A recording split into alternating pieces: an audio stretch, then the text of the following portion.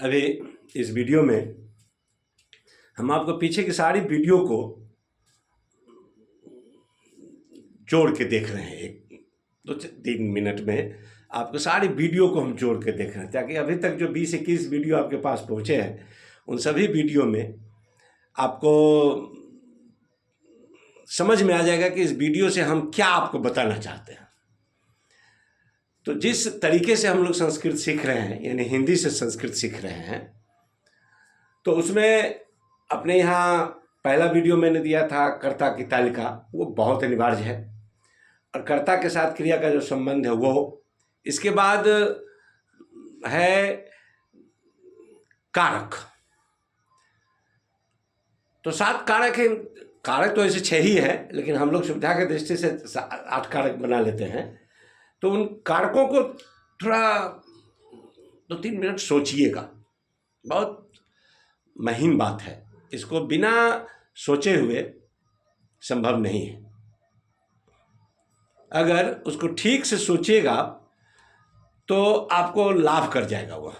जैसे कर्ता का मतलब होता है जो काम करता है, उसके हिसाब से क्रिया तय होती है कर्तृवाच्य में। और उसके बाद भी कर्म आता है, करण आता है, संप्रदान आता है। कर्ता और क्रिया के बीच में डिफरेंट प्रकार के कारक आते हैं। आपके मन में उपस्थित जो विचार है, उस विचार को स्पष्ट करने के लिए कई कारकों को हमको लाना पड़ता है।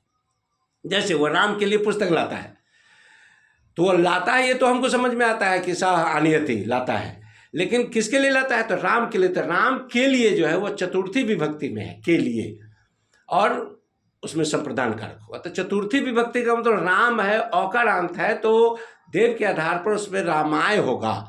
ये समझना जरूरी है, इसलिए वो राम को पुस्तक देता है। तो को संप्रदान कारक का भी है और कर्म कारक का भी है। तो को का मतलब होता है कि जिस को के साथ दा धातु आए, देना आए, वो को संप्रदान कारक होगा। ऐसा अनुवाद निश्चित रूप से रहता है बोर्ड में। दूसरा कारक होता है करण और अपादान का अंतर। करण में भी से के द्वारा और अपादान में से है। तो करण और अपादान के से में अंतर है। क्या अंतर है? कि वो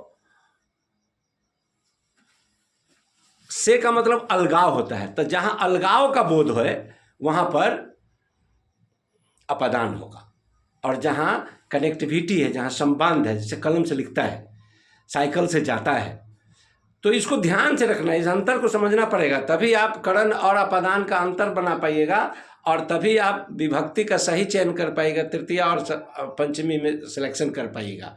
क्रिया का आधार, जहाँ क्रिया होती है वह दौड़ता है, तो कहाँ दौड़ता है? तो सड़क पर दौड़ता है।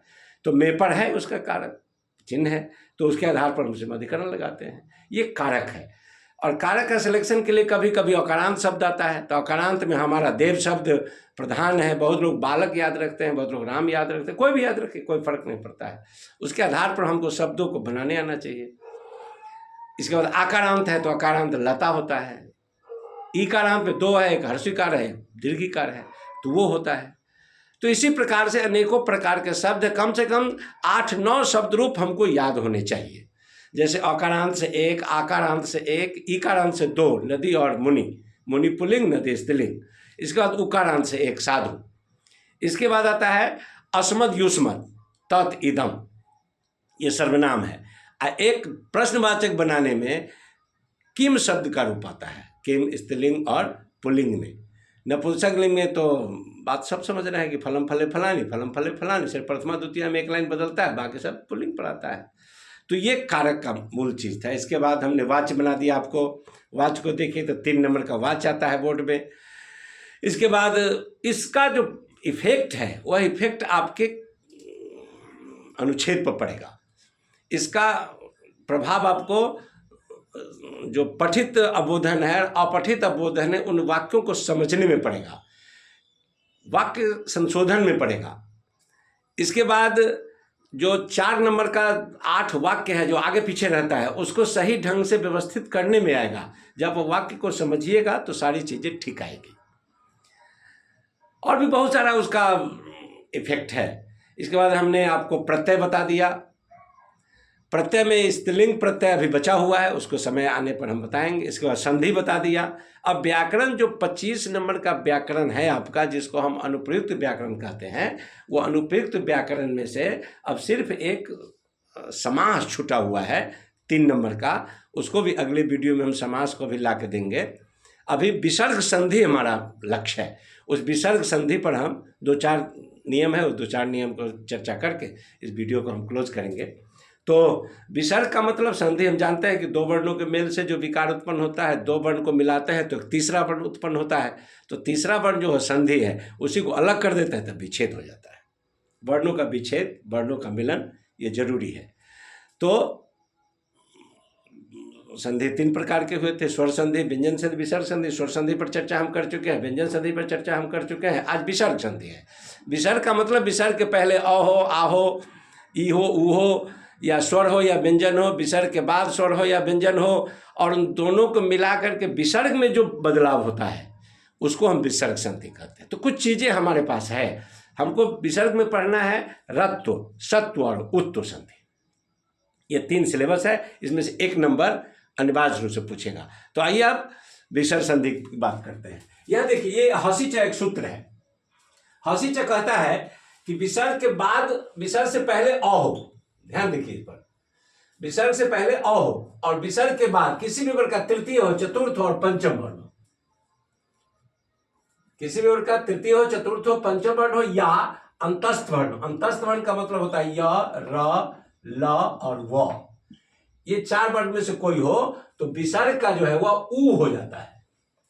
विसर्ग से पहले अ हो, कंडीशन है, विसर्ग से पहले अ हो और विसर्ग के बाद किसी भी वर्ग का तृतीय हो, चतुर्थ और पंचम वर्ण हो, या अंतस्थ वर्ण में से कोई हो, या र, ल, व में से हो, तो विसर्ग का ऊ हो जाता है। और यह ऊ जो है यह इस अ से मिलकर के ओ में बदल जाता है, जिसका उदाहरण है यहाँ पर सरह जोड़ बरह। मानी ये विसर्ग से पहले र का अ है और ये या र, ल, व में से एक वर्ण है, तो ये विसर्ग जो है सो ऊ में बदल गया। ये ऊ इस अ से मिल करके, इस र के ऊ से मिल अ से मिल करके ये ओ हो जाता है और तब शब्द बनता है हमारा सरोवर। सरोवर, ये हमारा शब्द बनता है। उसी तरह यहाँ यशः जो धारा, ये विसर्ग और ये अ दोनों मिलकर के ऊ में बदल गया और यहाँ पर ऊ जो है इस अ से मिल करके ओ में बदल जाता है। ये विसर्ग है और विसर्ग से पहले अ है और विसर्ग के बाद किसी वर्ग का तृतीय वर्ण है, चतुर्थ वर्ण है या पंचम वर्ण है या कोई अंतस्थ वर्ण का कोई है, तो विसर्ग जो है वो ऊ में चेंज हो जाता है और ऊ प्लस अ जो होता है ये ओ में बदल जाता है और यहाँ पर यशोधरा नामक एक शब्द बनता है। संधि विच्छेद करेंगे, यशोधरा, यशोधरा आएगा तो यशोधरा। प्राय संधि में किताब के शब्द होते हैं, ये ध्यान में रखना है। दूसरा है ससजुषोर, इसमें विसर्ग के बाद किसी वर्ग का तृतीय हो, चतुर्थ हो, पंचम हो या कोई स्वर हो तो विसर्ग का र हो जाता है। विसर्ग से पहले देख लीजिए, यहां पर विसर्ग से पहले अ आ नहीं है, विसर्ग से पहले, विसर्ग के बाद तृतीय वर्ण हो, चतुर्थ वर्ण हो, पंचम वर्ण हो या कोई स्वर हो तो विसर्ग का र हो जाता है। जैसे निह, जोड़, उपाय, ये विसर्ग है। विसर्ग के पहले अ आ नहीं है तो अ आ नहीं हो, ये कंडीशन है कि अ आ नहीं होना चाहिए। यहाँ पर अ और आ नहीं होना चाहिए, दूसरा स्वर हो। तो विसर्ग से पहले अ आ नहीं है और विसर्ग के बाद स्वर वर्ण है तो ये विसर्ग जो है वह र में बदल जाएगा और शब्द बनेगा निरूपाय। ये विसर्ग र में बदलेगा, र उ के साथ सटेगा तो ये निरूपाय हो। इसी तरह दुर्गंध है। अब तीसरा है हमारे पास ये रत्व संधि हुआ, ये उत्तु संधि हुआ और तीसरा कहता है सत्व संधि हो। सत्व संधि हो, विसर्ग है, विसर्ग के बाद यदि चौछो आए तो तलाद स, टौठो आए तो मूर्धन्य स और तौठो आए तो दंत स होता है। विसर्ग से के बाद च और छ में से कोई आए, यानी इसका उच्चारण स्थान तालु है तो तालु के कारण तलाब स। ये टौठा है, इसका उच्चारण स्थान मूर्धा है इसलिए मूर्धन्य स। ये तौथा है, इसका उच्चारण स्थान दंत है इसलिए दंत स होता है।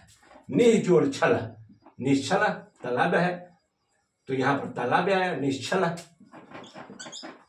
ये निश्छल हो गया। ये टंकार है, टंकार मतलब ये मूर्धन्य है, तो यहाँ पर धनुष टंकार हो गया, ये मूर्धन्य स हो गया। यहाँ पर त दंत है, इसलिए इस विसर्ग का दंत स हो गया, शिवस तथा हो गया।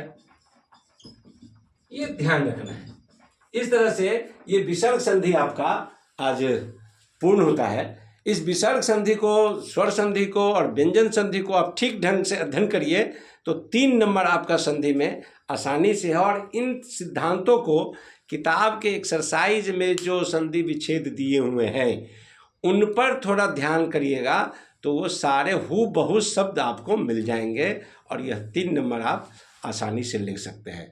अगली वीडियो में जब हम आएंगे तो स्त्री प्रत्यय का जो बचा हुआ है 2 टाप और निप उसको लेके आएंगे, और जो व्याकरण के छूटा हुआ एक पार्ट है समास उसको लेकर के आएंगे। तब तक के लिए धन्यवाद।